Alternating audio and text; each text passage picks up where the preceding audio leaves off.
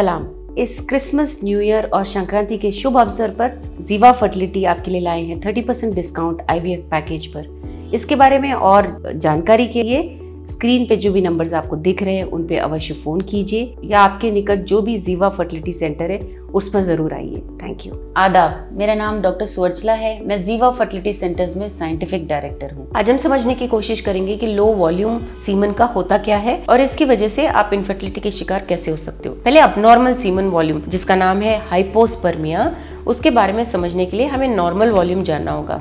WHO world health organisation के मुताबिक 1.5 से 5 ml सीमन वॉल्यूम होना चाहिए। उससे कम, उससे ज्यादा अब नॉर्मेलिटी की तरह हम लोग रिपोर्ट करते हैं सीमन एनालिसिस में। सीमन एनालिसिस सबसे अच्छा गोल्ड स्टैंडर्ड है सीमन के बारे में सब कुछ जानने के लिए। हम उसमें ना सिर्फ काउंट, मोटिलिटी, मॉर्फोलॉजी जानने की कोशिश करते हैं, उसका pH यानी कि क्या वो एसिडिक है, बेसिक है, अल्कलाइन है, ये जानने की कोशिश करते हैं। उसका कलर कैसा है, क्या वो लाल है, क्या कुछ खून के आशंका लग रही है उसमें, जिसकी वजह से ये जानना जरूरी है कि अंदर कुछ इन्फेक्शन है क्या। WBC कैसा है, व्हाइट ब्लड सेल्स क्या ज्यादा हैं जिसकी वजह से इन्फेक्शन के आसार दिख सकते हैं। इन सब के अलावा हम लोग वॉल्यूम भी देखते हैं। वॉल्यूम बहुत ज़रूरी होता है और अगर वॉल्यूम कम है तो इसका कारण क्या है ये जानने की कोशिश की जाती है। तो लो वॉल्यूम के बारे में जानने से पहले आप सीमन का कंट्रीब्यूशन कहाँ से आ रहा है जान लीजिए।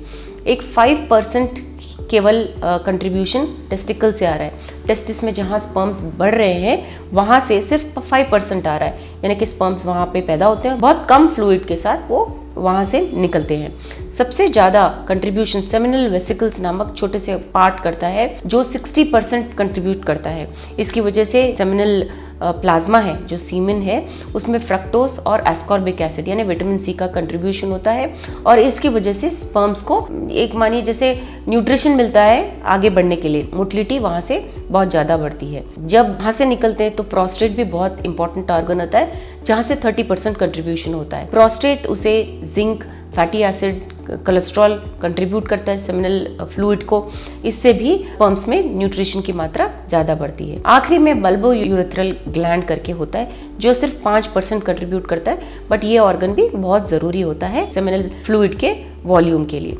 तो ये हो गया जो सीमन है उसका वॉल्यूम और उनका कंट्रीब्यूशन। तो आप जान सकते हैं कि हर एक ऑर्गन बहुत ज़रूरी है, हर एक पार्ट बहुत ज़रूरी है। अगर कहीं भी कुछ भी प्रॉब्लम होता है तो सीमन वॉल्यूम भी कम होने के चांसेस ज़्यादा होते हैं। तो इसके कारण क्या होते हैं? बेसिकली साइकोलॉजिकल कंडीशंस पहले जानना चाहिए। अगर आप लेबोरेटरी में जाके कलेक्ट कर रहे हैं, क्या आपको वहाँ स्ट्रेस हो रहा है, क्या आपको वो जगह पसंद नहीं आ रही है, क्या आपको डिस्टर्बेंस लग रहा है, इसकी वजह से क्या वॉल्यूम कम आया है? नहीं, अगर आपके रोज़मर्रा की ज़िंदगी में भी वॉल्यूम कम आ रहा है तो क्या आपको काम का स्ट्रेस है, क्या आपको कोई पर्सनल स्ट्रेस है, ये आपको जान लेना बहुत ज़रूरी होता है। सो साइकोलॉजिकल कंडीशंस बहुत इंपॉर्टेंट होते हैं लो सीमन वॉल्यूम के लिए। अगर हम मेडिकल कंडीशंस की बात करें तो कहीं भी अगर ब्लॉकेज हो, ऑब्स्ट्रक्शन हो तो भी वॉल्यूम कम होता है। टेस्टिकल से निकलने के बाद स्पर्म्स बहुत लंबी यात्रा तय करते हैं, सेमिनल वेसिकल से होते हुए, प्रोस्टेट से होते हुए, बल्बो यूरेथ्रल ग्लैंड से होते हुए इजैकुलेट होते हैं। तो कहीं भी अगर ब्लॉकेज होता है ट्यूब में या कहीं भी किसी ग्लैंड में, पार्ट में ब्लॉकेज होता है तो वॉल्यूम कम हो जाता है। तो इसकी जांच करना बहुत ज़रूरी है। प्रोस्टेट में अगर कोई प्रॉब्लम है, प्रोस्टेट कैंसर हुआ है या प्रोस्टेट में इन्फेक्शन है तो भी वॉल्यूम कम होता है, क्योंकि हमें पता है कि 30% वॉल्यूम प्रोस्टेट से आता होता है। डिहाइड्रेशन अगर है कि पानी कम पी रहे हैं आप और ये बहुत लगातार चल रहा है, क्रॉनिक प्रॉब्लम हो गया जहां आप पानी कम पीते हैं, तो डिहाइड्रेशन की वजह से भी सीमन का वॉल्यूम कम होता है। नेक्स्ट है हाइपोगोनाडिज्म। अगर लो टेस्टोस्टेरोन है आपके बॉडी में तो भी स्पर्म्स का प्रोडक्शन कम ही नहीं, आपके सेमिनल वेसिकल्स भी ठीक से काम नहीं करते और ये जो सीमन का वॉल्यूम होता है वो बहुत कम होने के चांसेस होते हैं। नेक्स्ट होता है सेमिनल वेसिकल्स का एब्सेंट रहना, यानी कंजेनाइटल, पैदाइशी एब्सेंट रहना।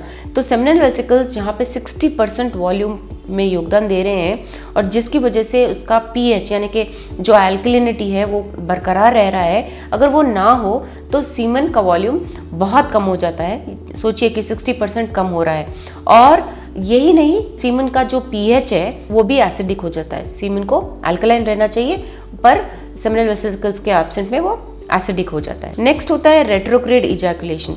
ये एक ऐसा प्रॉब्लम है जहाँ पे इजैकुलेट बाहर ना आने के बजाय यूरिनरी ब्लैडर में चले जाता है। तो ये प्रॉब्लम को ठीक से जांचना चाहिए। जब आप जाकर अपना सीमन एनालिसिस कराकर आपका जो प्रॉब्लम है यूरोलॉजिस्ट या फर्टिलिटी स्पेशलिस्ट को खुले से बताएंगे तो ब्लैडर से भी स्पर्म्स को कलेक्ट करके आपको फर्टिलिटी के चांसेस ज़्यादा दिए जा सकते हैं। तो रेट्रोग्रेड इजैकुलेशन भी ठीक से जांचना ज़रूरी है।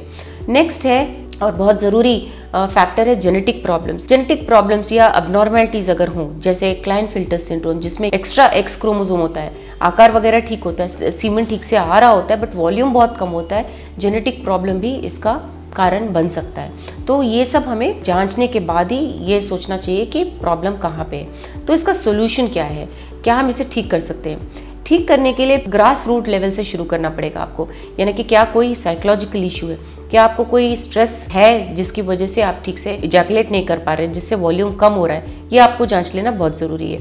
मेडिकल कंडीशंस को भी ठीक किया जा सकता है, जैसे मैंने कहा अगर हाइपोगोनाडिज्म या लो टेस्टोस्टेरोन है उसे भी दवाइयों द्वारा ठीक किया जा सकता है। अगर आप ये प्रॉब्लम आपके यूरोलॉजिस्ट या फर्टिलिटी स्पेशलिस्ट पकड़ पाएँ तो उसे भी ट्रीट कर सकते हैं। लाइफस्टाइल चेंजेस बहुत ज़्यादा योगदान देते हैं। अगर आप शराब पी रहे हैं या सिगरेट स्मोकर हैं, डायबिटिक हैं, अगर आप ये सब अगर कंट्रोल कर सकें, डायबिटीज़ भी कंट्रोल करने पे सीमेन का वॉल्यूम बढ़ने के चांसेस बहुत होते हैं।